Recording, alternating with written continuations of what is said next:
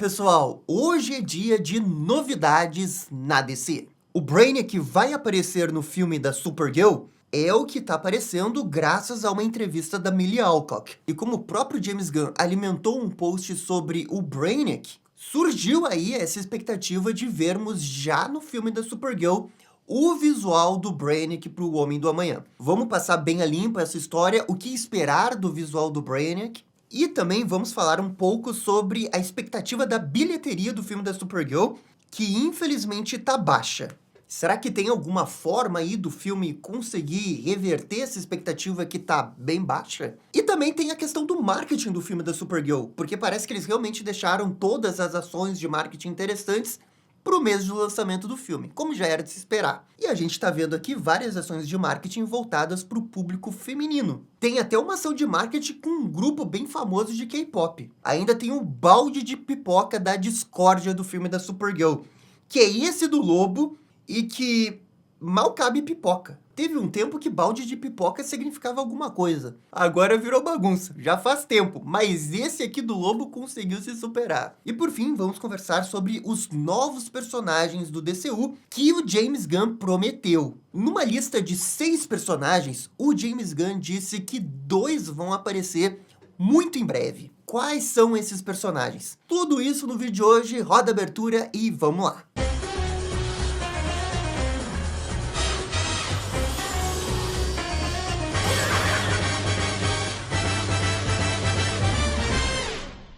E só antes da gente começar, bora aqui dar o salve para os novos membros e também para os membros que renovaram. Um grande salve aqui para o Giovanni Davi, Júlia Lima, Annie Creator, Vinícius Campos e René Hudson. Valeu, gente, muito obrigado para todo mundo que é membro, virou membro recentemente. Lembrando que é graças ao apoio de vocês que a gente consegue sustentar alguns vídeos diferentes aqui no canal. E também, nesse domingo, hoje, vai ter live aqui no canal e também o sorteio do mês. Que olha só, o sorteio desse mês é a HQ do Arqueiro Verde Absoluto, que saiu recentemente. Cortesia aqui dos nossos amigos da Baú das HQs. Para concorrer a essa HQ, você só precisa ser membro da Batcaverna. Então ainda dá tempo, você pode virar membro hoje e ver o resultado do sorteio na live que vai acontecer hoje às 7 da noite. Valeu, gente? Esse era o recado que eu queria dar e, Arqueiro Verde Absoluto. Muito bem, vamos começar então falando sobre essa situação do Brainiac no filme da Supergirl. A Millie Alcock tá dando uma série de entrevistas para promover o filme, já que a gente tá há um mês do filme e começam essas rodadas de entrevistas. E perguntaram para ela sobre a última foto que ela fez com a equipe durante o último dia de gravação. E a Millie Alcock disse que tem sim uma foto, mas ela não tem autorização para divulgar essa foto porque, nas palavras dela, tem uma pessoa com um monte de prótese na cabeça. E bem, eu acho que ela entregou o ouro aqui. Porque, eu duvido que eles iriam fazer todo um mistério, não ia ter autorização para divulgar uma foto de bastidor, que é aquela última foto da equipe, porque tem um alienígena aleatório com uma prótese na cabeça. Porque essas fotos geralmente são divulgadas. Eu lembro que o James Gunn, no Superman, divulgou uma foto tipo essa com toda a equipe. É uma coisa super comum nos filmes eles fazerem isso. Essa daqui não pode porque tem um cara com uma prótese na cabeça. Estranho. Nos faz pensar, claro, que é um personagem importante, um personagem secreto. E qual personagem tem uma prótese na cabeça que eles iriam querer manter segredo? Só pode ser o Brainiac. E aí começou a especulação, que o filme da Supergirl vai ter algum tipo de cena pós-crédito com o Brainiac. O que faz muito sentido, é um filme no espaço, o Brainiac pode ficar sabendo de alguma forma sobre a Supergirl ou sobre a Terra, e é a partir daí que ele vai decidir invadir a Terra, por exemplo, atrás dos Kryptonianos, porque eles são as últimas espécies, ele quer preservar a Kara e o Superman. Ou ele só quer pegar uma cidade para engarrafar? Bem, são possibilidades. Agora, também não dá para cravar isso, porque tem algumas coisas estranhas quando a gente pensa que é o Brainiac. Primeiro ponto, o ator que vai fazer o Brainiac, o Lars, ele só foi escalado em dezembro do ano passado. E a gente sabe pelo James Gunn que as filmagens do filme da Supergirl terminaram ali em maio de 2025, ou pelo menos um pouquinho antes de maio de 2025. E aí a timeline não bate, né? Como é que eles iriam ter o ator do Brainiac, sendo que eles só foram escolher o ator em dezembro? Claro, talvez eles tenham usado um outro ator só com maquiagem pra dizer que é o Brainiac. Talvez eles tenham gravado alguma coisa com o Lars como Brainiac, né, num reshooting, aproveitando a estrutura do filme do Homem do Amanhã. Pode ser alguma coisa assim, mas também não bate muito com essa informação da Millie Alcock, porque ela disse que era a foto da equipe do filme da Supergirl. Geralmente essa foto da equipe é feita no último dia de gravação, e quando tem um reshooting não vai toda a equipe, é só algumas pessoas. A lógica diz que não deve ser alguma coisa a ver com Brainiac. Talvez seja algum personagem que tenha uma maquiagem diferente e seja spoiler envolvendo a história principal. Sei lá, é o Creme das Colinas Amarelas com um visual estranho, né? Todo deformado, sei lá. Mas também, né, pode ter sido um reshooting, pode ter sido no dia das gravações do Homem do Amanhã, que eles aproveitaram o Lars para gravar uma cena com o Brainiac. Vamos manter a esperança. Ter uma cena pós-crédito com o Brainiac com certeza seria muito legal. O que também chama a atenção é que um dia antes, o James Gunn fez um post nas suas redes sociais falando sobre o Brainiac e postou uma imagem do Brainiac.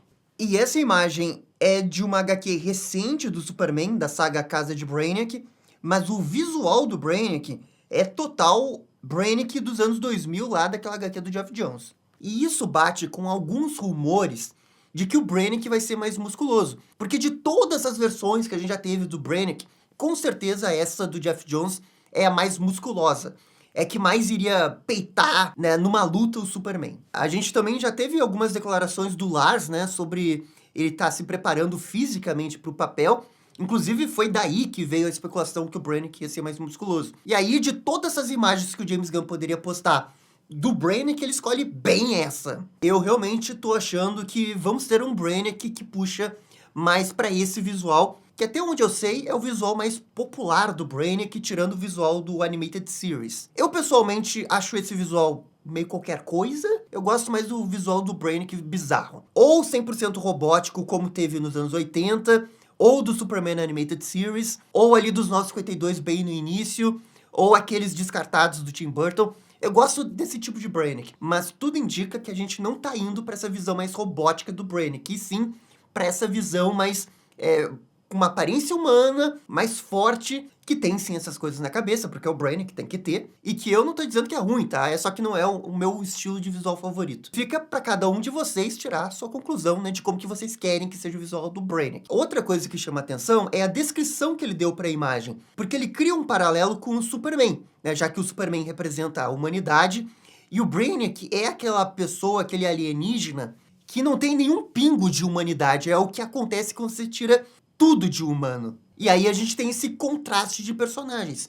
Essa frase dele também me leva a crer que a gente não vai ter nada envolvendo o Brainiac robô, androide, exterminador do futuro, sabe? Porque ele foi tirado da sua humanidade, é como se fosse uma civilização que evoluiu ao ponto de não ter nenhuma característica de empatia. Tipo, uma evolução que é, mais ou menos, a ideia de Colu.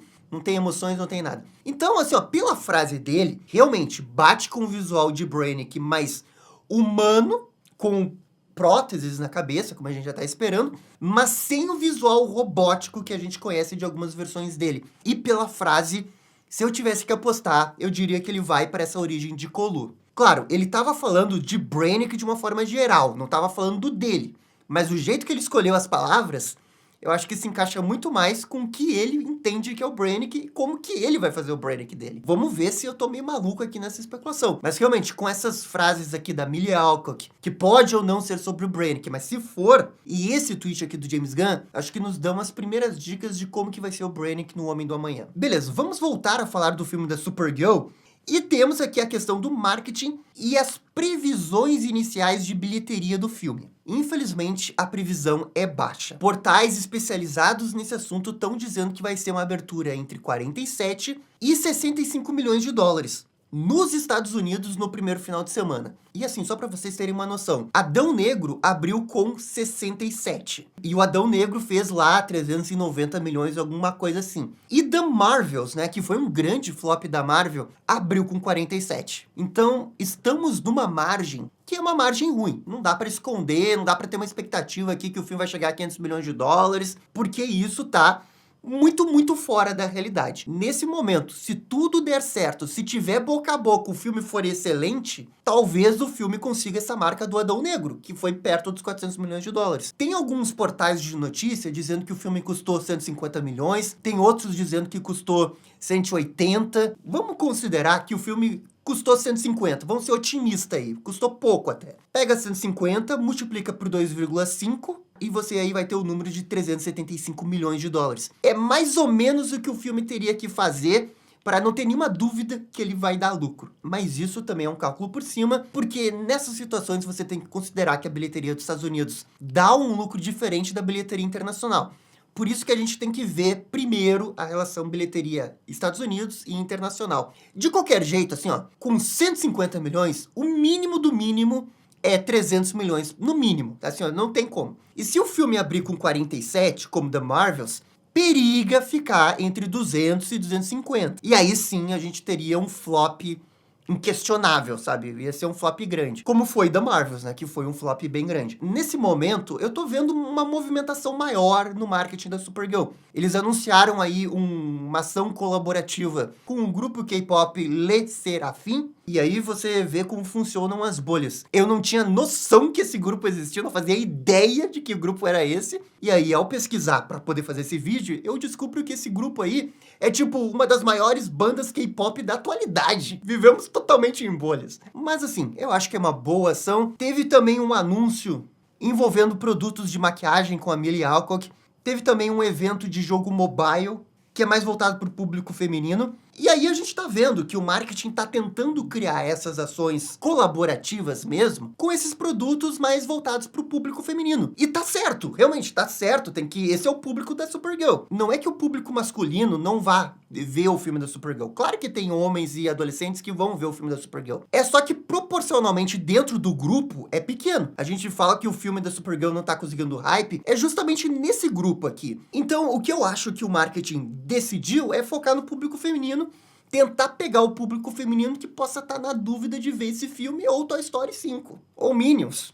E aí tentar alguma coisa. Como eu disse, as previsões não estão boas, talvez não seja o suficiente. Vamos torcer, né, que o filme consiga ir bem. Olha, sinceramente, assim, ó, a minha esperança não tá mais no marketing. Não acho que você vai convencer muito mais o público feminino ou o público masculino, porque eu acho que quem quer ver já decidiu que vai ver na estreia, sabe? Não consigo imaginar uma reviravolta assim da galera. Nossa, agora eu tenho que ver esse filme na estreia, sabe? Pra mim já tá definido. Agora, o que pode mudar depois da estreia é o fator boca a boca. É do filme realmente ser excelente e ele ganhar no grito pela sua qualidade. E aí a galera recomenda. Não, você tem que ver esse filme. É assim, ó, eu gostei muito desse filme. E aí sim, o filme, semana após semana, com um baixo drop rate, né? De uma semana pra outra, conseguir escalar a baixa bilheteria de estreia e conseguir ali 300 ou quem sabe 350. Essa é meio que a esperança do filme da Supergirl, na minha opinião.